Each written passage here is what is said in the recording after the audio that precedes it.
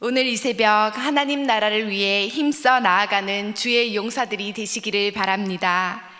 구약 성경 사무엘하 23장 18절에서 39절의 말씀을 근거로 사명을 다하는 주의 용사들이라는 제목을 이제 전합니다. 사무엘하 23장 후반부는 다윗의 용사들의 명단들이 제시되어 있습니다. 오늘 본문은 어제 다윗의 첫 세 용사에 이어서 다윗의 두 번째 세 용사 중 대적을 크게 물리친 아비새와 브나야의 이야기로 시작해 30인 용사들의 명단으로 마무리됩니다. 먼저 두 번째 세 용사는 어제 말씀과 같이 다윗의 소원을 듣고 목숨을 걸고 블레셋 진영을 뚫고 베들레헴 성문 곁 우물물을 길어다 바친 사람들입니다. 이 사람들은 충성심이 무르익다 못해 터져 나온 사람들입니다. 다윗을 위해서라면 목숨을 걸고 아끼지 않고 무엇이라도 할 만큼 각오가 된 용기와 헌신을 가진 사람들입니다. 다윗을 위해 생명을 걸고 우물물을 길어온 신하들의 일화가 성경에 기록되었다는 것은 다윗은 목숨을 걸고 충성한 새 장수를 결단코 잊지 못한다는 것입니다. 다윗을 위해 아름다운 충성심을 보여준 아비새, 브나야, 그리고 오늘 본문에는 이름이 기록되어 있지 않은 한 용사가 바로 이 두 번째 세 용사들입니다. 하나님 나라는 바로 이러한 충성을 가진 자들을 통해서 건설됩니다. 그 중에 첫 번째로 둘째 3인 중 우두머리였던 아비새는 다윗의 이복누이 수르야의 아들이자 요압의 아우입니다. 아비새는 장기간의 충성스러운 섬김으로 이미 알려져 있습니다. 그는 창을 휘둘러 블레셋 사람 300명을 쳐 죽인 적이 있습니다. 이로 인해 그는 세 용사 중에 이름을 얻어 세 용사 중 하나가 되었습니다. 이 미담의 주인공은 아비새가 첫 3인 중에서는 약간 미흡한 면이 있지만 둘째 3인 중에서는 가장 뛰어난 자였습니다. 둘째로는 갑스엘의 용사의 손자 여호야다의 아들 브나야입니다. 갑스엘은 사람 이름이 아니고 에돔과의 국경선 부근에 있는 유다 최남단의 성읍이며 나중에 포로 귀환 시기에 유다 자손이 거주했던 지역과 같은 지역 이름입니다. 여호야다는 제사장이었습니다. 시글락에 있던 다윗에게 3,700명의 군대를 인솔하여 합세한 아론 가문의 지도자였습니다. 이 여호야다의 아들 브나야는 다윗의 용사로 희야에 24,000명을 군대를 거느린 다윗 군대의 셋째 딸 군대의 셋째 지휘관이었습니다. 또한 압살롬 및 아도니아의 반역 시에 다윗을 보필했던 인물이기도 합니다. 오늘 말씀 20절에서 그는 용맹스러운 일을 행한 자라고 평가하는 이 브나야의 눈부신 활약이 기록되어 있습니다. 첫째로 일찍이 모압 아리엘의 아들 둘을 죽였다라고 이야기하고 있습니다. 여기에 기록된 아리엘은 사람 이름이 아니고 신의 사자라고 번역할 수 있습니다. 그 뜻은 사자와 같이 용맹스러운 모압인 두 전사를 이 브나야가 죽였다는 것입니다.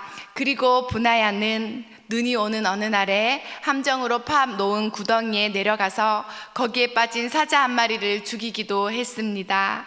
맨손으로 사자를 찢어 죽인 삼손처럼 자신의 생명의 위험을 무릅쓰고 사자와 결투를 벌였습니다. 이뿐만이 아닙니다. 브나야는 풍채가 당당한 애굽 사람을 죽였는데 역대상 11장 23절의 기록을 보니 그 키가 무려 5규빗이나 된다고 합니다. 키가 2m 30cm가 넘으니 거인이었습니다. 브나야에게는 창이 있었음에도 불구하고 그 손에 막대기 하나만을 잡아들고 싸웠습니다. 결국 거인의 손에 들려있던 창을 빼앗아 그를 찔러 죽였습니다. 이러한 장면은 물맷돌 하나로 골리앗을 넘어뜨린 소년 다윗을 생각나게 합니다. 다윗 또한 갑옷도 입지 않고 창도 없이 오직 만군의 여호와의 이름만을 의지하여 승리를 확신하면서 나아갔고, 결국 하나님께서 함께 하심으로 거인 골리앗을 넘어뜨릴 수 있었습니다. 브나야 또한 마찬가지입니다. 기록된 무용담만 봐도 그에게는 엄청난 전투 능력, 용감함, 힘이 얼마나 뛰어났는지를 가히 짐작할 수 있습니다. 다윗은 그의 공적과 영맹스러움을 존중해서 그를 시위대장으로 임명했습니다. 시위대장이 아무나 되는 것이 아닙니다. 왕이 특별히 신임해서 임명했기 때문에 다윗이 브나야를 얼마나 신뢰했는지 잘 알 수 있습니다. 하지만 그가 존귀한 자로 인정받은 것이 눈에 보이는 성과가 다가 아니었을 것입니다. 우리는 사람과 그 업적을 칭송하기 이전에 그들이 무엇 때문에 맡겨진 일을 그토록 열심히 하고 그에게 있는 힘과 능력과 용기는 어디서 왔는지를 먼저 생각해 보아야겠습니다. 아비새와 브나야는 다윗과 함께 하신 하나님이 승리로 이끄신다는 것을 알았습니다. 용사들이 다윗에게 충성을 다한 것은 다윗이 하나님의 기름 부은 자였음을 알았기 때문입니다. 그렇기 때문에 그들이 한 충성과 희생은 결국 다윗을 지도자로 세워주신 하나님을 향한 것이었습니다. 그들은 하나님이 그들에게 맡기신 가치 있는 사명을 발견한 자였고, 그래서 왕에게 충성을 다함으로 사명을 감당할 수 있었습니다. 우리가 살아가다 보면 사자와 같이, 거인과 같이 감당하기 어려운 상황들을 마주할 때가 있습니다. 그러나 이런 상황에서도 승리를 확신하는 길이 있습니다. 그것은 바로 전능하신 주님을 바라보는 것입니다. 혹시 실패할 것 같은 상황에 빠져 계십니까? 그렇다면 그 상황만 바라보지 않고 십자가에서 승리하신 주님을 바라보시기 바랍니다. 우리에게 주어진 그 상황에만 집중한다면 우리는 그것을 감당할 수 없을 것입니다. 우리가 처해 있는 상황이 어떤 상황이든지 간에 주께서 도우심으로 승리할 수 있다는 확신을 가지시기 바랍니다. 다음으로 24절에서 39절까지의 말씀입니다. 이 부분은 앞서 용사들 중 몇몇에 대해 그들의 이름과 업적을 소개하는 것과는 달리 특별부대 30인 용사들의 이름만을 기록하고 있습니다. 다윗 군대의 핵심 요원들이었던 30인의 용사들은 항상 다윗 주변에 있으면서 다윗을 호위하고 보좌했던 사람들입니다. 따라서 그들 중 유고자가 있을 경우를 대비해서 항상 보충이 따랐습니다. 이 명단에도 30인보다 많은 31명이 기록되어 있음이 바로 이런 까닭입니다. 이렇게 첫 번째 새 용사, 두 번째 새 용사, 그리고 여기 특별부대에 속한 나머지 용사 31명을 합해하면 총수가 37명이 되는 것입니다. 다윗 주변에는 많은 사람들이 있었겠지요. 하지만 37명만이 그들의 충성을 인정받아서 이름을 남기게 되었습니다.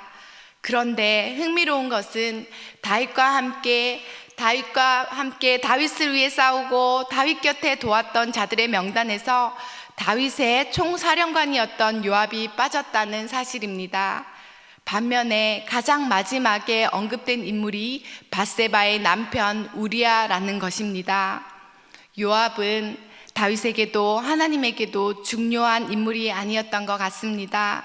또한 마지막까지 기록된 우리아의 이름을 볼 때 다윗의 제약이 생각납니다. 그럼에도 우리아가 그 충성을 인정받아 이름이 기록되었습니다. 이 명단은 지파별, 지역별로 일정한 순서를 따라 기록하고 있습니다.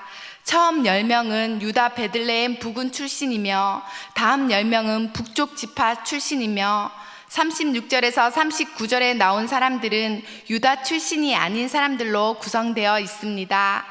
이 명단은 다윗의 초기 활약 시 명단으로서 처음 10명은 처음부터 다윗과 함께한 핵심 조직이고 다음 10명은 그 다음에 합류한 사람들이며 그리고 나머지는 개종한 이방인들 용병들이 포함되어 있습니다. 이렇게 다윗 곁에는 다양한 출신의 그리고 다양한 역할의 용사들이 있었습니다. 하지만 이들은 모두 다윗 왕에 대해 동일한 충성을 다했습니다. 용사란 오롯이 왕만 바라보고 승리를 위해 생명을 걸고 나아가는 자들이 아닙니까? 그것처럼 우리 모두 우리의 왕 대신 그리스도를 위하여 충성을 다해야 할 것입니다. 천국 백성인 우리도 각자에게 주신 성격, 배경, 직업, 외모, 제각기 다릅니다. 하나님 나라를 위해 부름받은 우리 각자에게도 주신 역할과 사명이 따로 있습니다. 그리고 하나님께서 우리에게 주신 사명을 잘 감당하라고 은사 또한 주셨습니다. 그것 또한 모두 다릅니다.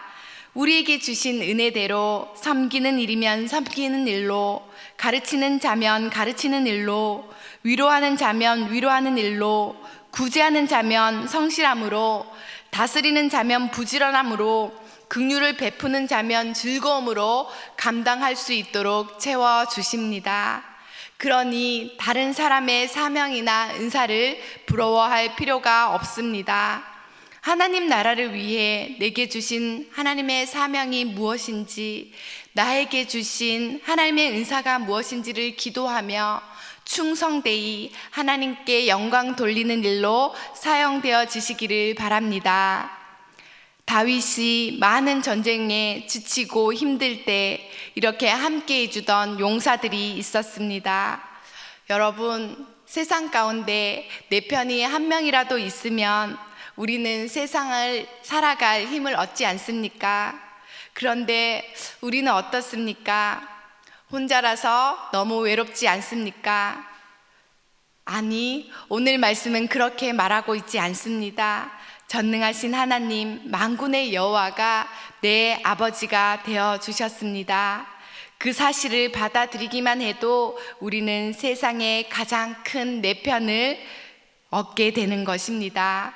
그리고 우리 하나님이 우리를 홀로 두지 않으시고 말씀으로 기도하는 영적인 공동체 영세교회로 불러주셨습니다.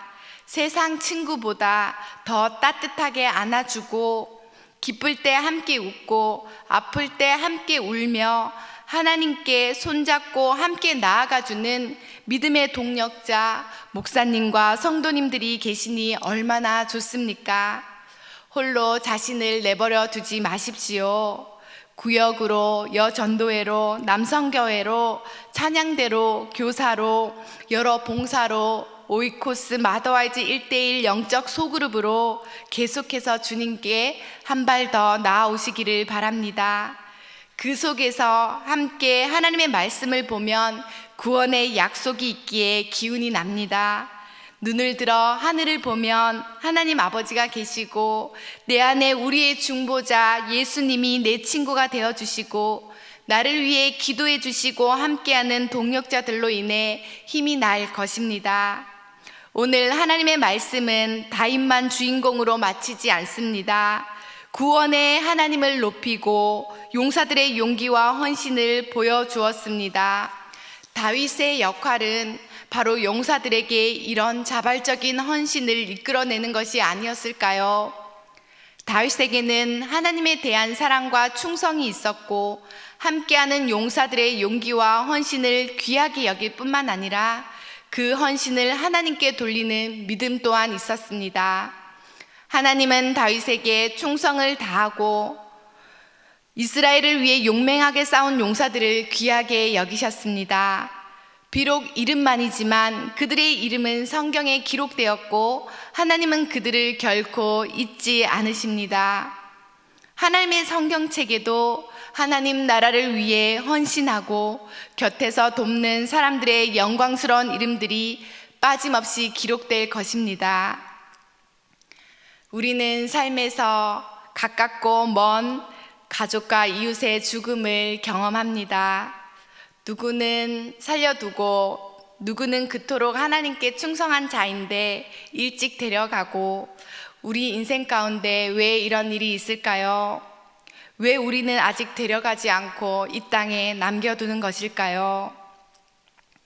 이번 흰남노 태풍으로 포항의 한 아파트 지하 주차장에서 갑작스럽게 불어나 쏟아지는 물로 인해 여러 생명이 물에 휩쓸렸습니다. 그 중에 중학생이었던 어린 아들이 하나님 품에 안긴 것을 여러분들은 기억하실 것입니다. 같이 빠졌던 어머니는 살아 깨어난 후에 아들의 죽음을 알게 되었습니다. 신자였던 그 어머니는 하나님 앞에 얼마나 울었겠습니까? 그리고 하나님께 얼마나 물었겠습니까? 하나님, 왜 우리 아들은 하나님께서 먼저 데려가셨나요? 왜 저만 살려두셨나요? 우리는 하나님의 뜻에 대해서 분명한 답을 줄 수 없습니다. 하지만 여러분, 분명한 것은 살아있는 우리에게는 아직 못다한 하나님의 사명이 남아있다는 것입니다. 오늘 주님이 나를 오라고 부르시더라도 우리는 절대로 후회나 아쉬움 없이 최선을 다해 주님을 위해 살았다고 고백하고 감사하면서 하나님 나라로 들어갈 수 있기를 바랍니다. 주님 언제 나를 부르실지, 언제 영광스러운 천국 입성을 할지 그날과 그때는 모르지만 우리의 생명을 다하는 날까지 날마다 영생을 위해 살며 주의 용사되어 하나님 앞에 나아가야 할 것입니다. 오늘 부른 찬송가 459장의 가사처럼 누가 주를 따라 섬기려는가? 누가 죄를 떠나 주만 따를까? 누가 주를 섬겨 남을 구할까? 누가 주의 뒤를 따라가려나? 부르심을 받아 주의 은혜로 주를 따라가네, 주만 따르네. 사명을 다하는 주의 용사는 사명을 붙들지, 사명을 버리지 않습니다. 우리 모두 하나님 나라를 함께 바라보는 귀한 사명자들이 되시기 바랍니다. 예비하신 주님 나라, 우리 주님 바라보며 용기 잃지 않고 하나님께 자신을 드리며 부르심의 상을 위하여 쫓아가는 저와 영세교회 모든 성도님들이 되시기를 바랍니다. 이제 한 목소리로 합심하여 기도하겠습니다.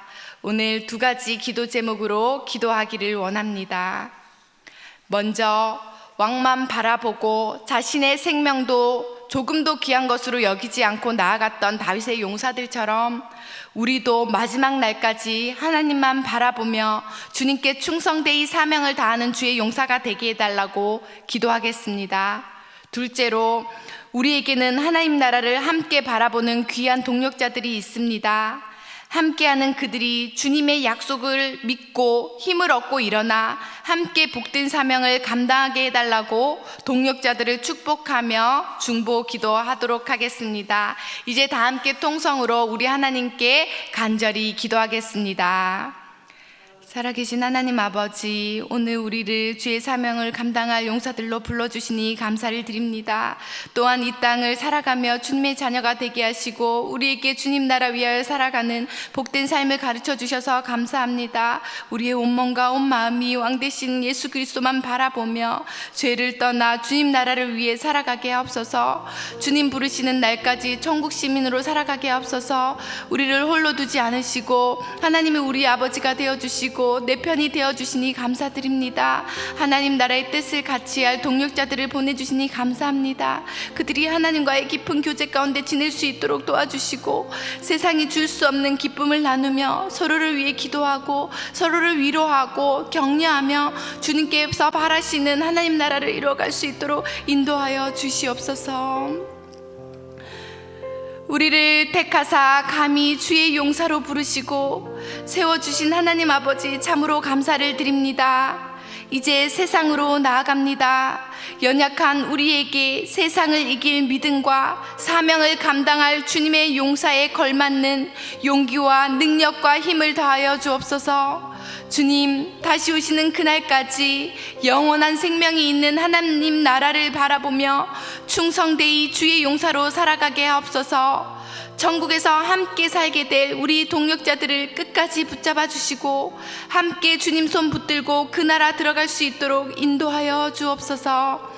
오늘도 우리 삶 가운데 역사하실 거룩하신 우리 구주 예수 그리스도의 이름으로 기도드립니다. 아멘.